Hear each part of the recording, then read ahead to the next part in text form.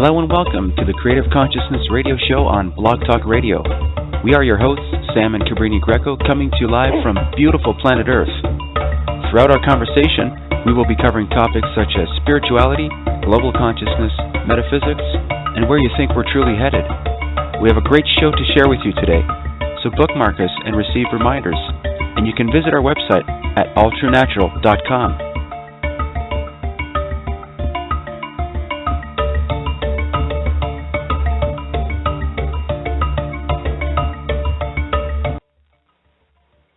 Well, good evening and welcome to Creative Consciousness Radio Show here on Blog Talk Radio. We are so thrilled to be with you this evening. Today is June 18th of 2015, and wow, are you feeling all the energy that's happening in the world around you? There's so much busyness happening. There's a lot of change and a lot of activations that's happening with individuals, and I think tonight you're really going to love our show. We have an incredible human being, spiritual being that's with us, that's going to share their purpose and their spiritually purposed life. And that's exactly what we do on our show, is that we bring forth individuals that are living the goodness of themselves, that are living their passion, they're living their calling. Many would call this their gift. And they're bringing that out into the community, in the community around them, in the world at large, and they're bringing this information that really offers individuals a harmonic resonance, a peaceful, truthful experience, and they're actually, when we think about the individuals that we host, we see them as part of the bricklaying from where we are now to where we're going.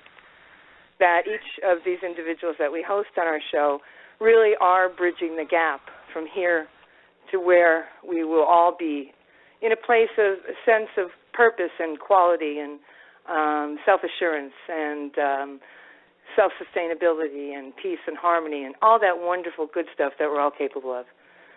So I just want to let you know that our intention for our show is to bridge that gap, not only in the spiritual community, but in the community at large. In the means in which we can share awareness with each other.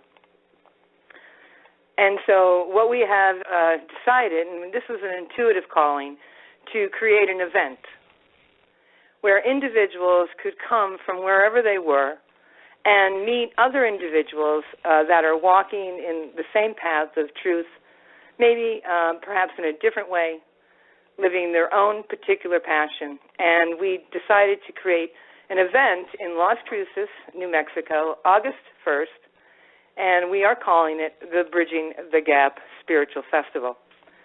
And we're hosting about, I think it's about 21 individuals for one-day event. It's pretty profound. So get your tickets, visit our website, oneheartoneloveonespirit.org. And our Bridging the Gap not only extends to each other, but also to the community. The event is actually pledging distribution of funds to another nonprofit to support further bridging that can happen with all of us. So with that, I know that's a lot to hear. We are so grateful that you're with us this evening, and we are blessed that you're listening to our show wherever you are on planet Earth. If you're in the chat room right now, thank you for holding the space. If you have any questions, feel free to type them into the chat room. Feel free to call in on our call-in number as well as at 267-521-0151. And with that, I'm going to go ahead and turn the show over to my lovely and incredible husband, who will be introducing our guest this evening. Let's have a great show tonight, guys. Hi, Sam. The mic is all yours. Oh, well, thank you, Cabrini, for that great introduction. I'm going to be reading a little bio on our guest tonight. So we're pleased to introduce to you Mathew Lewis Schlueter. Mr. Schlueter is an entrepreneur, designer, and consultant. He has more than 30 years of experience in developing breakthrough applications, systems, and technologies, using them to implement profitable, market-driven, enterprise-level business systems. Mr. Schlueter has been a senior consultant and systems efficiency and effectiveness expert to Defense Intelligence Agency, the DIA, Pentagon, Small Business Administration, architect of the U.S. Capitol, Northwest Airlines, America West Airlines, United Airlines, California Department of Water, New York Child Support, Nike, and 20 other Fortune 300 domestic and international corporations. Working directly with the White Dragon Society, Mr. Schlueter received his spiritual name Mathew on the major planetary activation known as 11/11 of January 11th, 1992 at 11:11 p.m. while meditating on Mount Shasta. This was one of the many experiences that led him to discover several past lives that deepened his self-awareness. Beginning at the age of 19, several very powerful, unevoked, spirit-inspired, and guided experiences of self-realization formed the awareness of a divine consciousness which overshadowed and braided with Mathew at the soul level. The first of many ET contact experiences occurred in 1992. These encounters have led him on to greater quests of self-discovery, ultimately resulting in activations and initiations that have produced the ability to recall and access inner knowledge and wisdom through the conscious awareness to many significant aspects of the collective oversoul. One such self-discovery experience happened in 1997, when Mathew returned from Egypt with the conscious awareness of an activation into the oversoul aspect of the Egyptian Vicar of the hidden wisdom, Imhotep. Much of that experience has resulted in this body of material. The final integration took place inside the Great Pyramid on 11/22/1998. Mathew, welcome to the show. Can you hear us? Oh, yeah, very well. Thank you. All right. Well, welcome to the show. You have an extensive background here. I don't know where to start, but other than ask you, what's your life mission? Tell us a little bit about, what you've learned through all these experiences, where you're at now with your life, and do you have a mission that you can proclaim here with us? Oh, well, certainly. Very happy to be here, and thank you for being with us. It's certainly interesting when spirit, as it were, the universe, working through all the wondrous entry points into our consciousness and life, guides us and mentors us and leads us into places that we would never go. As an example, I didn't really want to go to Washington, D.C. and participate in all of that, but I guess my light was needed there, and I've definitely been guided around to places, times, and certainly my whole opening to this information that's in the book called The Seventh Seal, Hidden Wisdom Unveiled, was something that I couldn't ignore. It was definitely part of my mission and path and purpose to recall this information and to bring it forward at this time. And of course, the path up to that was very interesting, highlighting experiences with extraterrestrials and then experiences with ascended masters and all these sorts of things that were real eye-openers. And I actually had a channeling that told me that I would write a book, and I kind of chuckled, about what? And so it was probably a decade before that happened.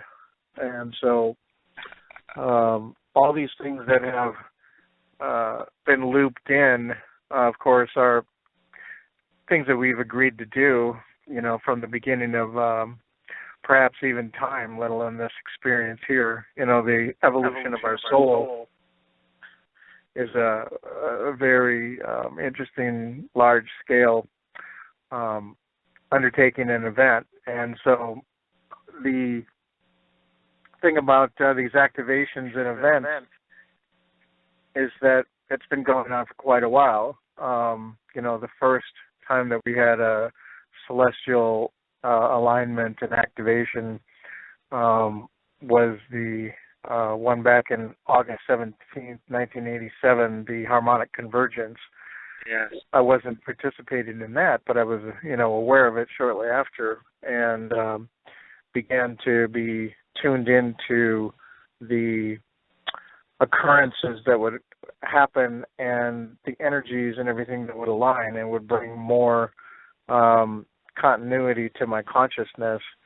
And so that all led me, as being like braided with more parts of my higher self and wisdom, led me to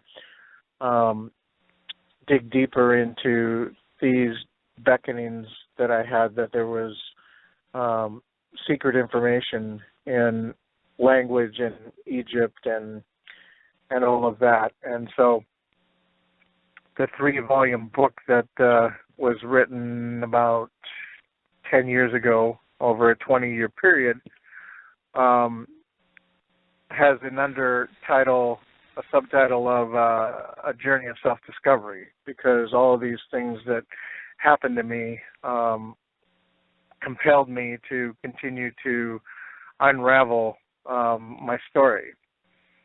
And the thing that really got me started with that was the number synchronicities, which I think a lot of people are experiencing. For example, 1111. And, I have seen that, of course, on the clock and in different ways, but a number much like that started for me when I was maybe 17 years old, and it started to appear on the clock and different places.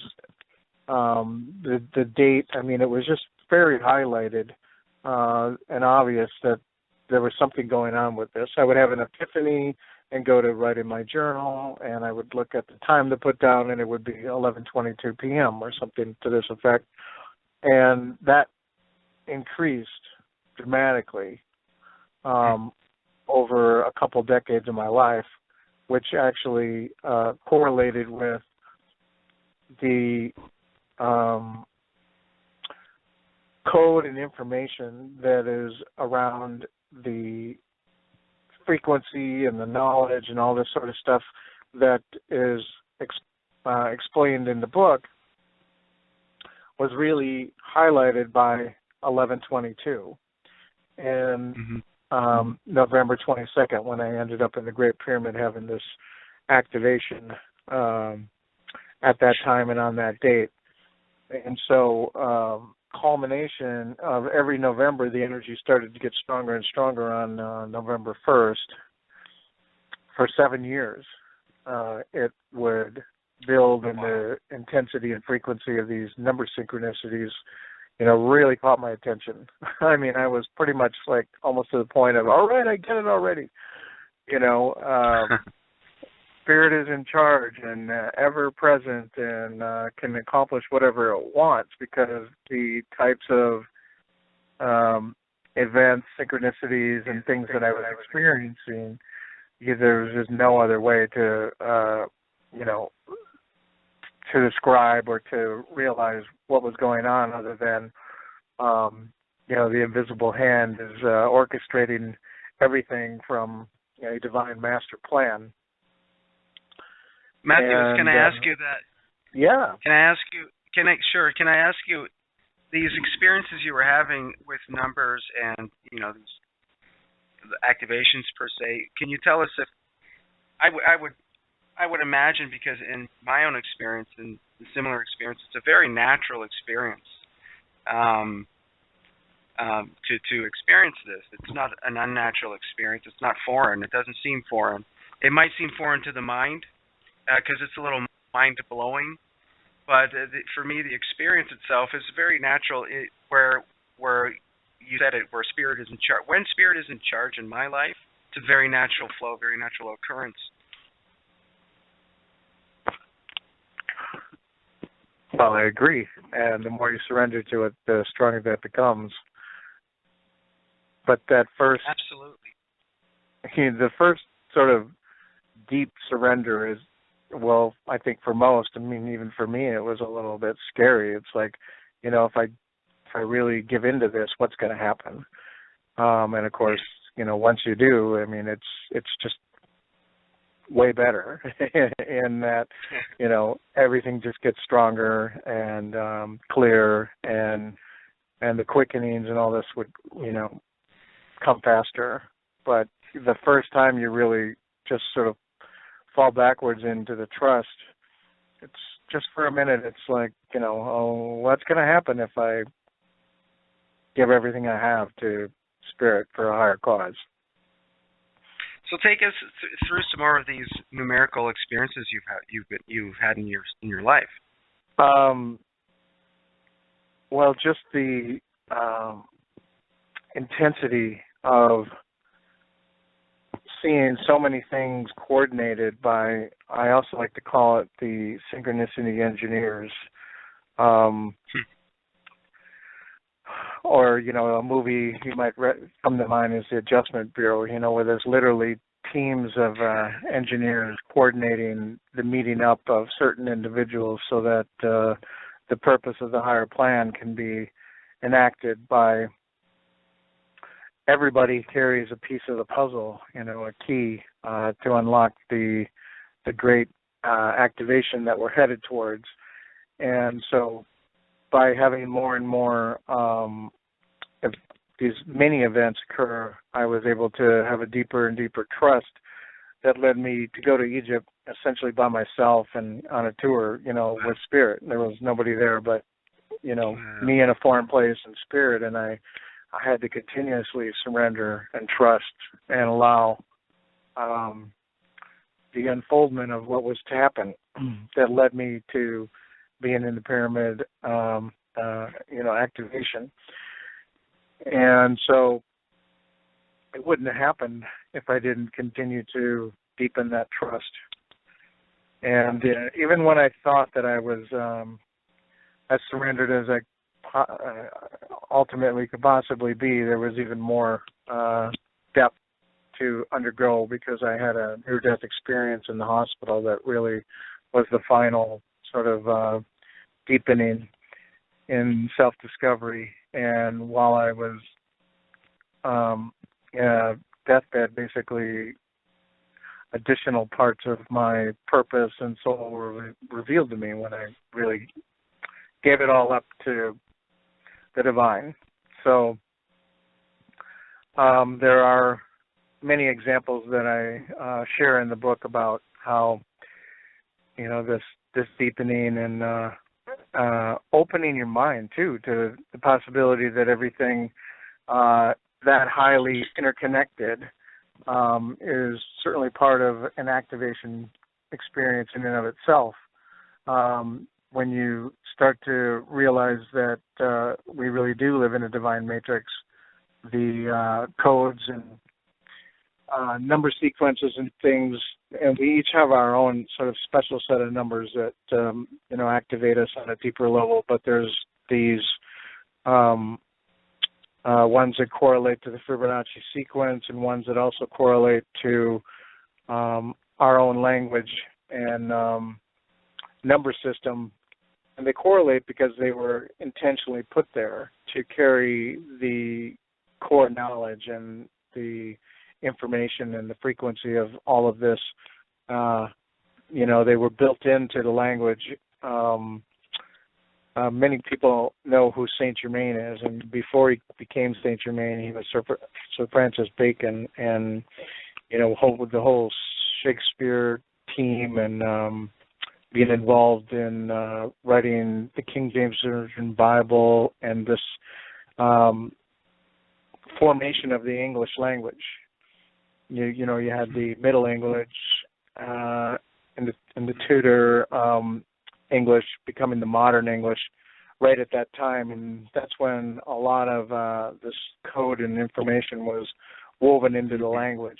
And so it can actually be shown that the Fibonacci sequence is in key parts of the language. The key words that tell this greater story actually carry these frequencies and codes. And anyway, so as you become more and more aware of this, then the universe uses that as a language of light to communicate with you. And so getting activated and these quickenings and all these sorts of things where, your own self-discovery and the epiphanies, all this connect together in a greater story when you get confirmation from, the universe as you're having these deeper thoughts, and then you see a number sequence or a number code, on the license plate in front of you, or, on the receipt when you're checking out. And so there are a series of numbers that just represent activations in your DNA to higher levels of consciousness. And then there's, an array of other sequences and numbers that represent other things. So I'm actually in the process of doing my fourth book, which is called The Divine Codes, and it's going to get much deeper into this. So pretty exciting stuff. Mathew, that's great. It's fascinating stuff. Are the numbers are the numbers fixed, and does the same application apply to everybody to certain numbers, or does the same number with two different people mean two different things in your experience? Well, I think I'd like to have more data to be absolutely certain, but I think that there are a set of core numbers that are rather universal, and then I think that there could be others that are unique to an individual, like your birthday, or say times in your previous incarnation that were significant, maybe birth or death time, or I think that the soul has a set of numbers that are very particular to it, as well as the overall universal ones. Yeah, I have a number that actually comes up for me on a personal level as well, and it has to do with a family member who had passed on, and this number directly connects with this person. And I see this number, sometimes often, but I do see it. Can you tell us the universal codes, these universal numbers? Can you tell us any meaning behind them? Can you share with us some of these meanings of some of these universal numbers? Yeah, well, one on a entry level example is Merkaba. Everybody, has an understanding that that's a shape, a symbol, a geometric form, sacred geometry, understanding. Well, there are numbers that correlate to each one of the points on that six-pointed star. And that's reinforced by this material in a variety of ways, but those numbers are 147 and 258. And so, on a basic level, you have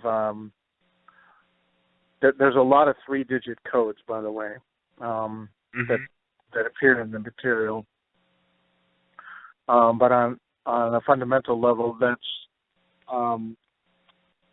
a frequency array that even when people that do a lot of classic music, there's in the notes, there's a lot of harmony and synergy in those particular sequences.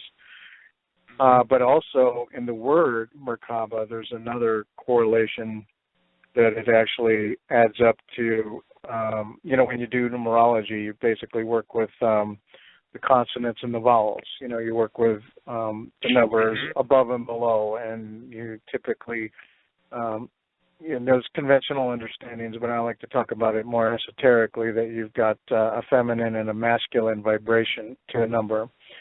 That would correlate to like the heart and the soul of the word. And so the word Merkaba itself actually is a 7 on top and an 8 on the bottom. And so that's a 15-6. And 15-6 is another, you could look at it as three numbers. You can look at it as just 6, but you're missing the meta, numerology component, as I've coined it, the higher understanding of the number. If you don't, look at, for example, the number, rather the letter T is a 2, but it's a 20 in the alphabet before it's a 2. And so when you're adding up all your words, if you allow them to be as big as they can first, other levels of this information is revealed. And so one of the things about the macabre and what it represents is the male and the female triangle is unified into one whole, complete expression. So the words also, and this is all visually demonstrated much better, but if you add up the word left and then add up the word right, they respectively are 7 and 8 again. And if you add up the word heart, it's 7, and if you add up the word, and so you've got this dance between the positive and the negative and the male and the female energies right in the word, which correlates directly to the symbol, which correlates, to the greater body of material. It dovetails in ways that I would have to say a lot more to describe that, but as an example. You can also take the numbers that we use to describe the words, and look the letters of the numbers that we use to describe words, like the number 1, O-N-E, and you can do. You can find on my website and on my Facebook page tables that enable you to look at this and see visually what I'm talking about. But in essence, there are frequencies and codes that come out of the fact that the masters of this language of light that put this information into our English language that we have today actually works out in such a way that there's divine intelligence. There's a higher reason for everything. And so I've extrapolated that out in a variety of ways, and it tells a greater story about how everything is following a divine universal flow, and ultimately leading up to the ascension of our consciousness. That's such fascinating stuff you're sharing with us. What's with the number 666? Like, I know it has a great presence in the Bible, in the Christian Bible. Do you know anything about that number? Oh, I know a lot about that. That's a great question. It's actually one that they put right in front of our face and said, "Don't look at it. In Sure. fact, be really afraid when you see it. Look away." Well, yeah. And fear has been used to cut us off from source and separate us. And for example, the female as a very important component to completion, and the understanding that a whole body, a whole system, from the body, mind, soul, the emotion, the spirituality, all these things need to be online for us to access our divine consciousness. And so what better way to cut us off from source than to label sex, let's say, as bad? And one of the ways that they subliminally did that, X is a 6, by the way, and so XXX is actually 666, if you look at it through this lens. But what's interesting is that number sequence is actually a very positive, powerful sequence, because we are 6 protons, 6 neutrons, and 6 electrons, and that makes up the carbon at its, molecular level that enables us to experience this reality. And so that's the spaceship that, that's called the beast, basically. And so, they did, the church fathers and those that, were into control and programming us away from the unity consciousness, wanted to dismember and separate all this hidden, powerful wisdom, this, ancient sort of super science technology of whether it's working with the Kundalini or, whatever it happens to be, that they just wanted to scare the hell out of us, frankly. And, don't go there and don't look there and don't touch that. Wow. Well, that's so interesting. So how do people get in touch with you, Mathew, do you have a website you can share with us? Oh yeah, absolutely. www.777seal SEAL.info, and that's where you can find my book and a link to my videos on YouTube and other events I'll be speaking at and PowerPoints that I've provided for people to delve deeper into this, because there's really a massive amount of information. Working on my fourth book, as I said, and the first three are 800 pages, and I'm probably going to be upwards of 400 on the next one. So, wow. Yeah. Yeah, it looks you're pretty much right into your spiritually purposed life in its path, and I commend you for that. And I also commend you for listening to yourself when you were 17, following through, writing down these experiences you were having. And I noticed your number 777. Can you tell us a little bit about that number? Well, sure. That really represents the seventh seal, in essence, and the simple core knowledge behind seven is spirit and wisdom. And so it's really profound to understand that the Great Pyramid is the seventh chakra along the Nile temples, and it represents the crown chakra, the seventh seal.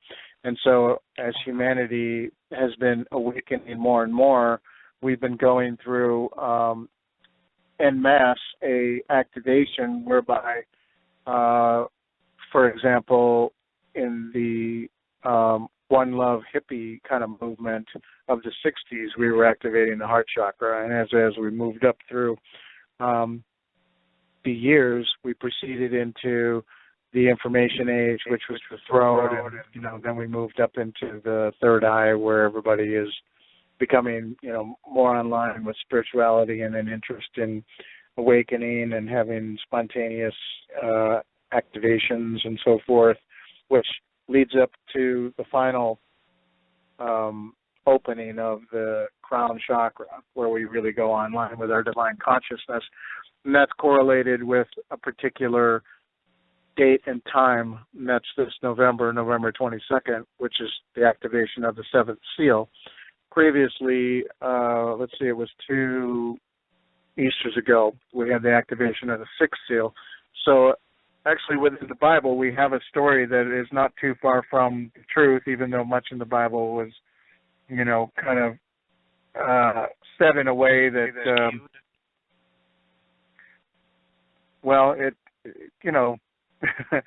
let's just put it this way, that if all the truths were laid out, people would have been killed and they couldn't have finished the book, so they could only hint at things. And so Revelations actually, I've done some decoding on it, and it tells a very interesting story about humanity's journey to awaken. And it actually is similar to in the Egyptian mythology about Horus, how Isis and Osiris went through this process and basically enabled a higher expression of humanity to be birthed, which is like the Horus consciousness. So it's something similar to what's occurring. So there's something about the Golden Gate, which is another name for 1122.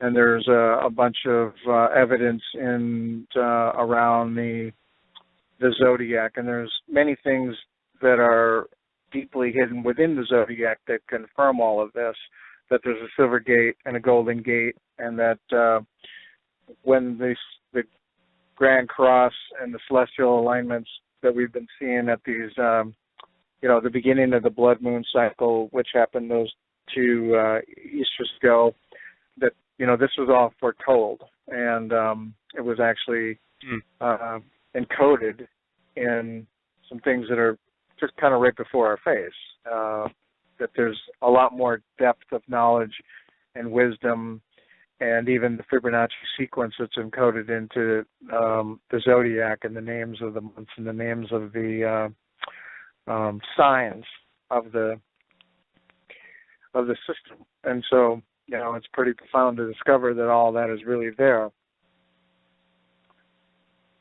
That's incredible. Incredible stuff. Can you tell us a little bit of what you decoded in Revelations? Well, basically, much of what is written has to do with constellations, which ties back to the zodiac and the alignments of these celestial events. And so, the seventh seal, the final activation, it's not a negative thing at all. It has to do with this awakening of humanity. And it's also really interesting as far as prophecies and the nature of that goes. Nostradamus has some profound prophecies foretelling the future of humanity also, and has one regarding the great seventh number and near the millennium's edge, when at the time of ritual sacrifice, which is essentially the Turkey Day, November, the dead shall come out of their graves. So there's different places that these hinting at this greater story can be found. As another example, there's only a few places in the Bible that it actually talks about constellations or astronomy, and what it references there is the Pleiades and Orion. And so what's revealed there is a pathway to this higher consciousness that is connected to those two signs, and the correlation to the Great Pyramid and its alignment with the Orion constellation, and that it actually, there's a pointer that points to the Golden Gate, which is, if you follow a line from the three belt stars out through the Pleiades, through the horns of Taurus and Aldebaran, it ends up pointing directly at the Golden Gate. And so all this ancient symbology you can correlate to the story, even in the Sumerian zodiac. Well, in fact, all the zodiacs, when you go look at the symbology and the imagery, it's all the same, because it's really a divine source code. And so there's a lot that I can say about divine source code, because, when you peel the layers back at this, it's evident that it's everywhere and everything is unfolding according to it. Wow. And one of the places that I found that, go ahead. Go ahead. No, you go ahead. Go ahead. Was in the book of Enoch, and where Uriel is teaching Enoch all about the cycles and the seasons and the rhythms of a system. And that system is essentially, one thing I like to talk a lot about are the playing cards, the destiny cards, which is the source code for numerology, tarot, and astrology. And a lot of people think it's the other way around, but that's really the little book that's talked about in the Bible also. It's the divine source code. And so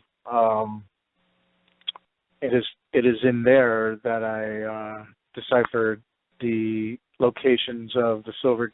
I mean, it was the first inclination. First of all, I knew that these things existed, and I was dead set on finding them, but I didn't know what to call them. I just, knew that these dates were prominent. And actually, my birthday is one of the dates. And so, that was beckoning me to uncover this. Did you mention something about playing cards, and you discovered something with it? Well, there's a system that's been around for a long time. The destiny cards, everybody has, instead of a sun sign, they have a card in the 52 deck playing card that represents who they are. And so there's this wisdom that enables you to track and predict and see a deeper understanding of who you are and where you're going. Wow. Yeah. I want to go ahead. No, go ahead. I want to mention Emotep. Can you tell us a little bit about Emotep and in your life? Okay. Well, it's another knowing that I had, and actually, it was the first time I was watching Drumroll on Melchizedek in the Flower of Life in 1992 that I heard the word or the name, and I wasn't paying that close of attention to everything else because it was sort of like I kind of already knew most of it, but then when I heard that name, I was like, hey, that's me. And then I had to, kind of go down the path of self-discovery to piece it together, and it was, reinforced in a variety of ways. And so he's an individual that was a teacher of hidden wisdom and, started mystery schools and built pyramids, and of course is, sort of the father of science and medicine, sort of like a Thoth deity. And, the caduceus and all that stems from that soul, that representation of that body of wisdom.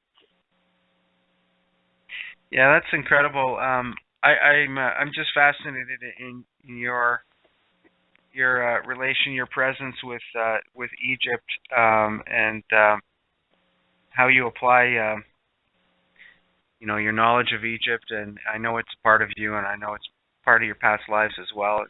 And the application level that you have with this is that like 1,000%. It's great stuff. Tell us a little bit about. I want to know what you can tell us of humanity right now in today's day. Where are we at? Where are we headed? And through your research,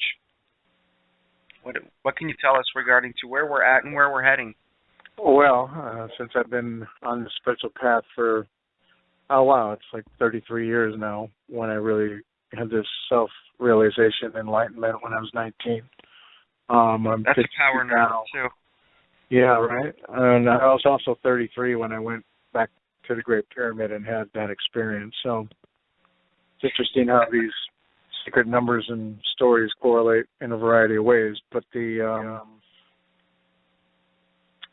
journey that we're all on, I think, is remembering who we are, and that, in essence, in my belief system, we're kind of all copies of the original children of light, and that the Elohim essentially are those co-creators that made everything and then imbued their essence into everything that they created to experience it, and so that we're really just copies of those original creator beings.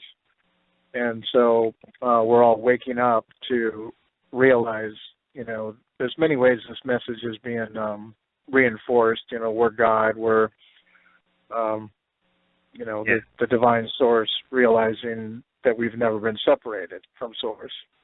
And it's 4:44 on the clock right now. So we're going to highlight this by saying it's a journey of self-discovery for sure, and we are the ones we've been waiting for, that we would come online and activate the golden age, because that's what this time and everything, this map in stone and this ancient monument has been pointing to, is the golden age activation. And so we are clearly the architects of this story too, where the script is essentially, oh my God, it looks like they're going to lose, and it's the 11th hour, and the opposition has the ball, and how are they going to pull this off? Well, I think we wrote this script, and we had to have it be exciting. In fact, I really think that there's an element of time travel in all of this, that we've actually done this before. And in my, have I written about this yet? No, this is going to be forthcoming. That the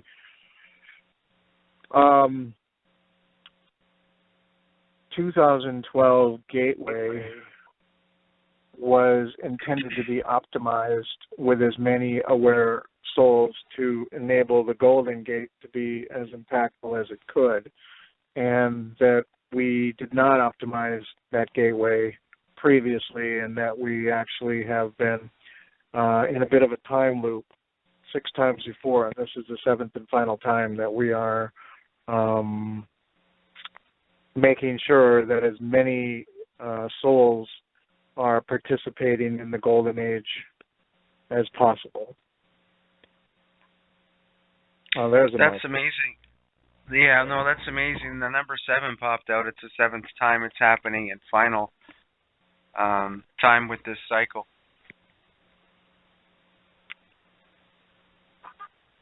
Indeed. So there you have it, folks. Mathew Schlueter, you can find him on Facebook. He has amazing YouTube videos.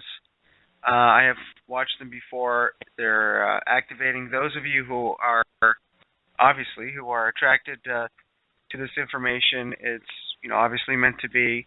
And as you take on the journey of this man's work, I'm sure it will impact you in such a positive way. Well, can you tell us what you've been up to lately? Go ahead. Yeah, sure. And one thing to follow on right there is that there's been many testimonies that when people read the book, it actually starts a chain reaction of synchronicity and quickening that catapult their, activation into their own divine consciousness. It really speeds things up. So, can I tell you what I'm doing? Yeah. I'm involved in green cities, creating the Golden Age companies, the enterprise that will enable us to be able to affect the positive change that we all see. I've been working with, finances, and I've been involved in getting people connected with their purpose, and that's what I'm very passionate about. And so, creating more vehicles and summit festivals and all sorts of things, including software that will connect us much more effectively and efficiently for doing all of the above. Wow, that's great work. Fascinating stuff. Mathew, can you tell us the time frame on this Golden Gate? This occurrence that'll happen where we'll all get it, not only finally. Will we see this in our lifetime? Oh, I'm certain of that. We have had an increase in eclipses and all these sorts of grand celestial events that are corresponding with the meta-numerology. For example, I believe we have another one coming. I haven't really looked at the alignment of astrology and astronomy with 722, but one of the power numbers is 722, which is Mary Magdalene's feast. It's a number that represents the mother, and so I'm quite confident that there's going to be some energy activations this coming July, but it's been building up considerably with each of these special dates and occurrences with the celestial events to culminate this November. Fascinating. Can you share with us a little bit about your I know there's people out there that want to hear it too. You can do it briefly. We have a few minutes here still. Your ET contacts. Can you tell us a little bit about that? Are they in? Would they do you refer to those contacts as also as spirit guide contacts? No, I think they're all very separate and unique. I know that I had contact when I was a child. I remember that. I've had lots of sightings, probably about 17, I guess. Probably lost track. I also have had, been contacted whereby delved into communication, and all this led up to basically some conscious interaction with a couple of different races. And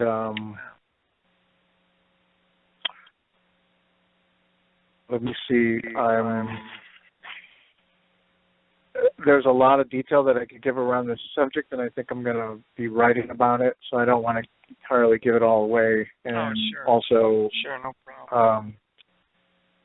But I've had literally an experience that enabled me to have a line of communication with my T guides, whereby they would actually come when I had a gathering and, demonstrate with a flyby that, this was all very real. But that ended, trying to remember, in the late 90s, when there was a lot of, these craft being shot down. And it was after this sort of time period then that my sort of journey into the awareness of the Ascended Masters took a very profound turn, where I was actually in communication in my head with the Ascended Masters. It was very, very apparent that I wasn't the only person home, and and the things that were revealed, and the promptings to go find stuff and learn more about my soul, all led me to this deeper, awakening and understanding that I, wouldn't have probably done without that prompting. How fascinating! What a fascinating journey you shared with us this evening, Mathew. I'm going to hand over the microphone to my lovely wife, Cabrini. She'll be ending the show with our amazing guest. Mathew, I will bid you farewell on the phone here with Cabrini as she closes the show together with all of us. And I want to thank you so much for sharing your information. And just one more time, how people can get a hold of you. Okay. The website will lead you to everything you want to learn and be able to reach out is www.777, those are numbers, and then the word SEAL, SEAL.info. And it's my great pleasure to be here in service, and I'm excited about the rallying of, the champions for change in every way. So, reach out. Let's get on with it. Thank you so much. Cabrini, I'm going to hand over the mic to you, and you can take over. Well, I've really enjoyed the show tonight. I can truly understand the relevance of numbers, and I work directly with numbers myself, and it really does play out. And, it's funny, Mathew, is I've been in situations where, I'm moving into a home and I'm checking the numbers, and I get the numbers and I say to myself, well, do I really want to experience that or not? And so then I decide whether or not I want to go into those numbers with my life. And we all have that kind of personal choice, don't we? Hello? Yes, I'm sorry. I had to mute for a moment. I agree. Can you hear me? Yes. Okay, sorry about that. I thought we got disconnected. But as far as how numbers can work in our life, they can be they can work with our own natural energy. And I really appreciate that, the idea of the divine codes is that there is certain codes that do activate different essences of ourselves and connections that we have with each other. And, to those of you that are listening tonight, if you notice, synchronicities of numbers showing up in your life, you're not going crazy. There is a mythology that happens in the natural world, the one that we live in, that sometimes it even looks obsolete. We don't even notice it at different points in our life. But those numbers are working with you, and these energies are working with you to activate you in your own calling, in your own gift. Mathew, this has been a wonderful show. You are a wellspring of information I would encourage anyone to look at Mathew's his videos. They are very profound and they are very activating. And I really appreciated what you said about the quickening, that when you've heard people say this, is that when they watch your videos, there's a quickening of awareness that happens. And I can acknowledge that. I was like the boom, there's the jump. And so it's really, we all have our own individual part in the big grand scheme, and I think that, Mathew, you bring forth a very, very important, and when you call yourself an architect or a designer, I can understand that philosophy when you're working with the magnificence of nature and, all the mechanisms of consciousness. So it's been such a pleasure for us to have you here. And, we'll have to do this again. Mathew is one of the speakers, and he's also offering a workshop at the Bridging the Gap Spiritual Festival in Las Cruces, New Mexico, at Las Cruces Convention Center, August 1st of 2015. And that is an 8 number. So what do you think about that, Mathew? Well, that's very auspicious because, 8 is about power and success and manifestation. And so that's exactly what the intention is, isn't it, to really ramp it up and anchor it in. Yeah, and also the kind of the infinity, that goes with it, the timelessness of all of us, that kind of comes out to me as well. Well, I hope you've enjoyed the show this evening. For those of you that are listening, you can get in touch with us through our website at oneheartoneloveonespirit.org. You can reach out to Mathew through Facebook, and you can also reach him on his website at 777.seal, SEAL.info. Thank you, Mathew, and it's been our pleasure. And again, we're wherever you are on planet Earth, just reach out, say hello to someone. Notice the nature around you. Just take a moment to breathe the air. Breathe in your natural self. It's everywhere. You're everywhere, and you're all things.